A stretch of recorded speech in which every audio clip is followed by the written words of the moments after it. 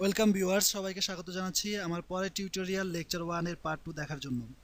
আপনাদের মনে আছে প্রথম লেকচারে HTML এর বেসিক নিয়ে আলোচনা করা হয়েছিল। তো এই লেকচারে মূলত ওয়েব ডিজাইন অ্যান্ড ডেভেলপের মধ্যে পার্থক্য নিয়ে আলোচনা করা হবে এবং সেই সাথে থাকবে রিয়েল এক্সাম্পল। শুরু করা যাক আজকের টিউটোরিয়াল। অনেকের ধারণা ওয়েব ডিজাইন এবং ওয়েব ডেভেলপারের কাজ মূলত একই। আসলে একজন ওয়েব ডিজাইনারের যে কাজটা এবং সেই সাথে ওয়েব ডেভেলপারের কাজটা সেম নয়। আপনি যখন কোনো একটা জবকে বা কোনো একটা জিনিসকে টার্গেট নিয়ে সামনের দিকে আগাবেন বা শিখবেন, তখন অবশ্যই সেটা সম্পর্কে একটা ক্লিয়ার ধারণা থাকা উচিত। বিকজ আপনি যদি ওয়েব ডিজাইন শিখেন প্লাস যদি কাজ করতে চান ডেভেলপারের, তখন কিন্তু এটা সম্ভব না। সো অবশ্যই আপনাকে এই জিনিসটা খেয়াল রাখতে হবে যে আপনি কোনটা ফিউচারে কোনটা নিয়ে কাজ করতে চান। তো তো আমরা আমাদের শিক্ষা বোর্ডে দেখেছি যে আমরা ক্লাস 9-10-এ আমরা যদি সায়েন্স নিয়ে পড়াশোনা করি, তো পরবর্তীতে আমরা ইচ্ছা করলে ইন্টারমিডিয়েটে বা ভার্সিটি লেভেলে যে সেটা সেই সায়েন্সটাকে চেঞ্জ করে আমরা কমার্স বা আর্টস নেওয়ার একটা সুযোগ আছে। তো এখানে ঠিক সেরকমই যে আপনি যদি একজন ওয়েব ডিজাইনার হতে চান, তাহলে আপনি আপনার পরবর্তীতে আপনার স্কিল ডেভেলপ করে আপনি ইচ্ছা করলে আপনি একজন ওয়েব ডেভেলপার হতে পারবেন। আসলে ওয়েব ডিজাইন শিখতে যত সময় লাগে, সাপোজ আপনি একজন ওয়েব ডিজাইনার হতে আশা করি 29 দিন বা 29 দিনের মধ্যে সম্ভব। তবে ভালো মানের, আগে বলছি যে ভালো মানের বা প্রফেশনাল ওয়েব ডিজাইনার হতে হলে আপনাকে অবশ্যই মোটামুটি 3 মাস বা 3-4 মাস একটানা রেগুলার প্র্যাকটিস করতে হবে। তাহলে হয়তো বা আপনি একজন সফল এক্সপার্ট ওয়েব ডিজাইনার হতে পারবেন। আর ঠিক তার বিপরীত দিকে ওয়েব ডেভেলপার, কারণ একজন ওয়েব ডেভেলপার হতে হলে আপনাকে ম্যাক্সিমাম 1 ইয়ার বা তারও থেকে বেশি সময় লাগতে পারে, কারণ ওইখানে অনেক প্রোগ্রামিংয়ের কাজ থাকে। আর প্রোগ্রামিংগুলো শেখা প্লাস তার রিয়েল প্রজেক্ট বাস্তবায়ন করা প্লাস রিয়েল প্রজেক্ট দাঁড় করানো আসলে সময় সাপেক্ষ ব্যাপার। সো একজন ওয়েব ডিজাইনার যত তাড়াতাড়ি তার কোর্স কমপ্লিট করতে পারে, তো একজন ডেভেলপার তার মূলত একটু বেশি টাইম লাগে। তো এই জন্যে আসলে মূলত তার স্যালারিটাও ভেরিফাই করে। একজন ওয়েব ডিজাইনার যেখানে 5 থেকে ফ্রিল্যান্সিং সাইটে $5 থেকে $10 পার আওয়ার ইনকাম করতে পারে, সেখানে একজন ওয়েব ডেভেলপার $15 থেকে $20 বা তার উপরে স্যালারি ইনকাম করতে পারে। একজন ওয়েব ডিজাইনারের মূলত কাজ হচ্ছে যে কোনো একটা ওয়েব পেজটাকে ডেভেলপ করা। সাপোজ কোনো একটা ওয়েব পেজে যে আমরা দেখি যে ফ্রন্ট এন্ড বা সামনের যে আউটলুকটা, সেই আউটলুকটা কীরকম হবে, সেই আউটলুকটার কাজটাই করে একজন ওয়েব ডিজাইনার। মূলত একজন ওয়েব ডিজাইনারের মেন উদ্দেশ্য থাকে যে কোনো একটা ওয়েব পেজটাকে যথাসম্ভব কাস্টমার ফ্রেন্ডলি প্লাস একজন ভিজিটার ভিজিট করবে সেই ওয়েবসাইটটার মূলত যে আকর্ষণ করার অ্যাবিলিটি বা ক্যাপাবিলিটি, সেটা একজন ওয়েব ডিজাইনারের থাকতে হয়। কারণ একজন ওয়েবসাইট, কোনো একজন ক্লায়েন্ট আপনাকে ওয়েবসাইট ডিজাইন করতে দিল এবং সেই ক্লায়েন্ট বলল যে তোমার মন মতো একটা ওয়েবসাইট তৈরি করো, কিন্তু আপনি কি করলেন যে কোনো একটা ওয়েবসাইট যা তাভাবে দাঁড় করাই দিলেন যে যাতে মোটামুটি কোনো রকমভাবে হয়ে যায়। বাট যখন নাকি ওই ক্লায়েন্টটা সার্ভারে আপলোড করবে, যখন তার ভিজিটর আসবে কম প্লাস তার ইনকাম কম হবে, তখন কিন্তু সে নেক্সট টাইমে আপনার সাথে আর কন্ট্যাক্ট করবে না। সো মূলত একজন ওয়েব ডিজাইনার তার ক্লায়েন্টের রুচি সম্পন্ন বা মানসম্পন্ন প্লাস তার ভিজিটরের দিকে খেয়াল রেখে একটা ওয়েবসাইট ডিজাইন করে। আর ওয়েব ডিজাইন মূলত দুভাবে করা যায়, একটা হচ্ছে গ্রাফিক্স বা ফটোশপ দিয়ে ওয়েব ডিজাইন করা যায়। তো আসলে ওটাকে ওয়েব ডিজাইন বলে না, ওটাকে বলা হয় web page graphics template design. তো আমরা যখন ফটোশপ নিয়ে আলোচনা করব বা ফিউচারে করব, তো ওইখানে আমরা বলবো যে কিভাবে ওয়েব পেজ টেমপ্লেট ডিজাইন করা যায়, অ্যাডোব ফটোশপ দিয়ে কিভাবে টেমপ্লেট ডিজাইন করা যায়। আর আরেকভাবে ওয়েব পেজ টেমপ্লেট ডিজাইন করা যায়, সেটা হচ্ছে যে HTML CSS ইউজ করে এবং HTML এর থাউজেন্ড ট্যাগ প্লাস CSS এর কাস্টমাইজেশন দিয়ে একটা ওয়েব পেজ টেমপ্লেট দাঁড় করানো যায়। তো মূলত এই দুইভাবে ওয়েব পেজটাকে সুন্দরভাবে কাস্টমাইজ প্লাস ইউজার ফ্রেন্ডলি হিসেবে তৈরি করা যায়। আর একজন ওয়েব ডিজাইনার মূলত কাজ যদি বলি, সেটা যদি আমি একটা রিয়েল এক্সাম্পল গাড়ির সাথে তুলনা করি, তাহলে আমরা গাড়িতে কি দেখতে পাই? অবশ্যই গাড়ির একটা লেআউট থাকবে, সেই সাথে থাকবে গাড়ির চাকা প্লাস সিট, সিট বেল্ট, তারপরে ইঞ্জিন, তারপরে উপরে কাভারটা এবং গ্লাস। তো প্রত্যেকটা যে গাড়ির যে কালার প্লাস চাকা প্লাস আপনার যে দরজাটা বেল্ট, এটা দেখতে কিরকম হবে, প্লাস কোনটা কোন জায়গায় থাকবে। তো এই কাজগুলোই মেনলি ওয়েব ডিজাইনারের কাজ, যে তাকে আগে থেকেই একটা ডিজাইন তৈরি করতে হয়, যে গাড়িটা একটা গাড়ির লেআউট থাকবে, সেই গাড়ির সামনে দুটো চাকা, পিছনে দুটো চাকা, সামনে দুটো ঢাকনা, প্লাস তার লুকিং গ্লাস দুটো, তার সামনে একটা গ্লাস থাকবে, তার কালারটা এরকম হবে। তো একজন ওয়েব ডিজাইনার এই জিনিসটা করে, এই পুরো গাড়ির ডিজাইনটা তৈরি করে। তাহলে ওয়েব ডেভেলপারের কাজটা কি? আসলে যখন নাকি এই গাড়িটাকে আপনি ডিজাইন করলেন, সবকিছু বানালেন, বাট গাড়িটা যদি কাজ না করে, তাহলে কিন্তু সেই গাড়িটার আসলে প্রকৃত অর্থে কোনো ভ্যালু নাই। খেলনার গাড়ি বলেন আর বাস্তবে যে গাড়িটা দেখতে পাই আমরা, সেই গাড়ি বলেন, অবশ্যই তাকে কার্য ক্ষমতা দিতে হবে, যে তাকে কাজ করার অ্যাবিলিটি বা ক্ষমতা থাকতে হবে। তো এই কাজ করার ক্ষমতাটাই একজন ওয়েব ডেভেলপারের কাজ। তো গাড়িটাকে যখন আপনি চাবি দিয়ে স্টার্ট দেন, ফার্স্টে সেটা ইঞ্জিনটাকে স্টার্ট দিতে হয়। ইঞ্জিন স্টার্ট হওয়ার পরে সামনে চাকা দুটা সামনে চলে, বা আপনি যখন নাকি আম, ডান দিকে যেতে চান বা বাঁ দিকে যেতে চান, পিছিয়ে যেতে চান, তো এই কাজগুলোই মেনলি একজন ওয়েব ডেভেলপারের কাজ। তো এক্সাম্পল টুতে আমরা দেখতে পাবো যে আমরা সবাই জানি আজকে ফেসবুক বা আমাদের রিয়েল ওয়ার্ল্ডে ফেসবুক কতখানি ইম্পর্টেন্ট। তো ফেসবুকের কথা যদি আমরা ধরি, যে ফেসবুকে আমাদের কি থাকে, তো ফেসবুকের ফ্রন্ট এন্ড পেজে অবশ্যই আপনার একটা লগ ইন করার সিস্টেম থাকে, যে একটা পেজ থাকে, সেই পেজের ভিতরে ইমেল আর phone plus password plus log in করার একটা অপশন থাকে, যে মোটামুটি আমার স্ক্রিনে যে ফর্মটা দেখতে পাচ্ছেন, তো এই ফর্মটা মূলত, তো এই সামনের পেজটাকে তৈরি করে একজন ওয়েব ডিজাইনার।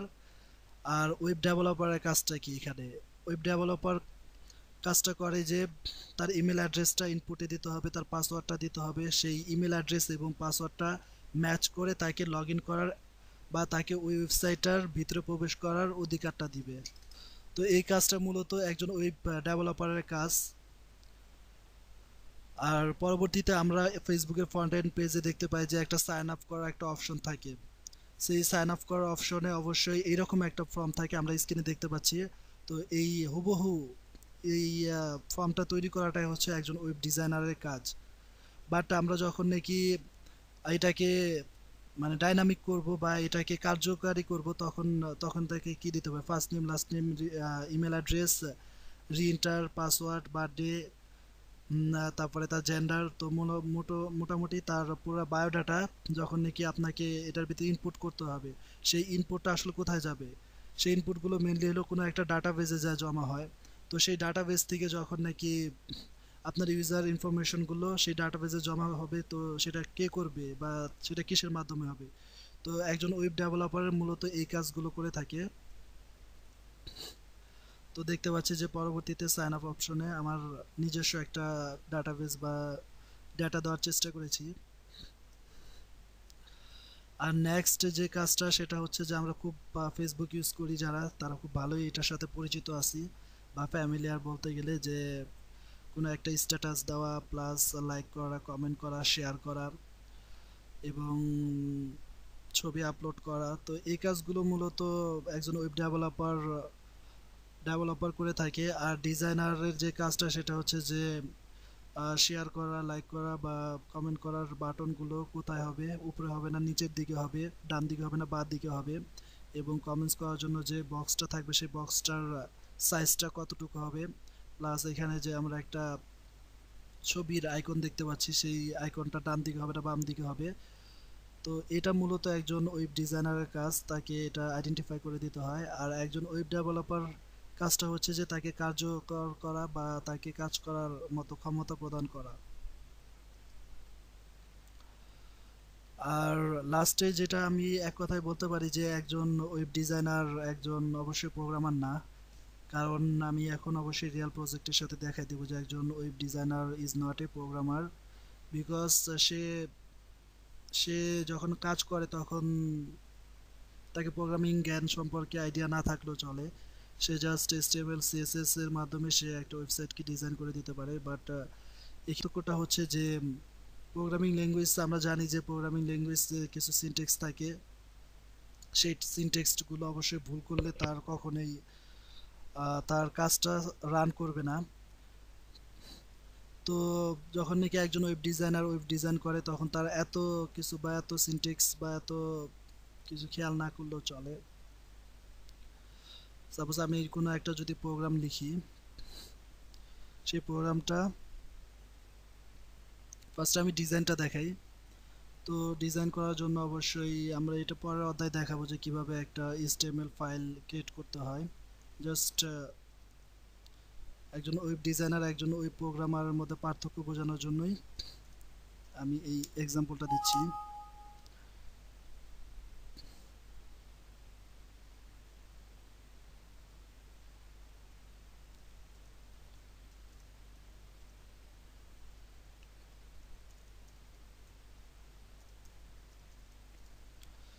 এই কোডগুলো পরবর্তী অধ্যায়ে যখন নাকি আমরা HTML ফাইল ক্রিয়েট করব সেই অধ্যায়ে ভালো করে বুঝিয়ে দেওয়া হবে যে কোন ট্যাগের কি কাজ।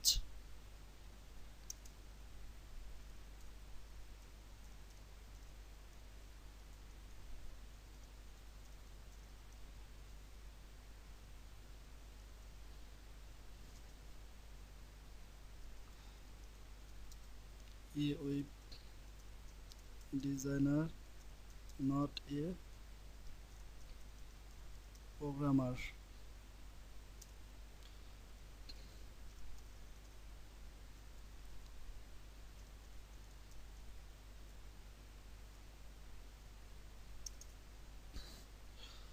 তো লক্ষ্য করলে দেখবেন যে আমরা পরবর্তীতে অধ্যায়ে এটা আশা করি ভালো করে বুঝিয়ে দেওয়ার চেষ্টা করব। যখন নাকি এই ফাইলটাকে রান করাবো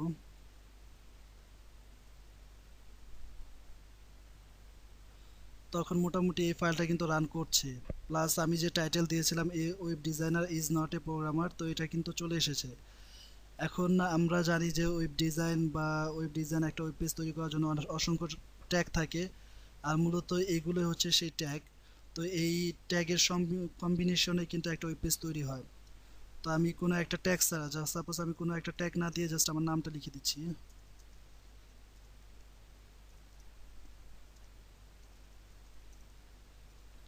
তাহলে এটার কাজ করে কিনা সেটাই দেখি।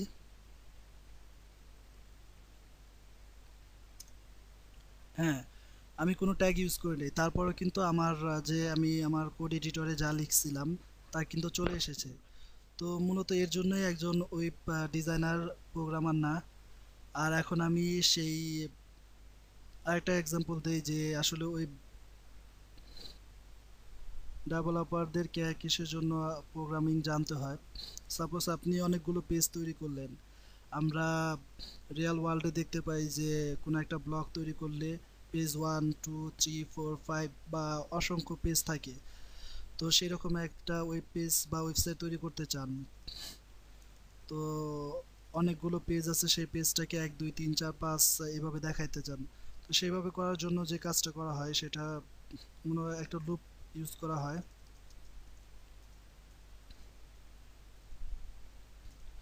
আমি ফার্স্টে এই প্রোগ্রামটাকে সাকসেসফুলভাবে রান করিয়ে দেখাচ্ছি।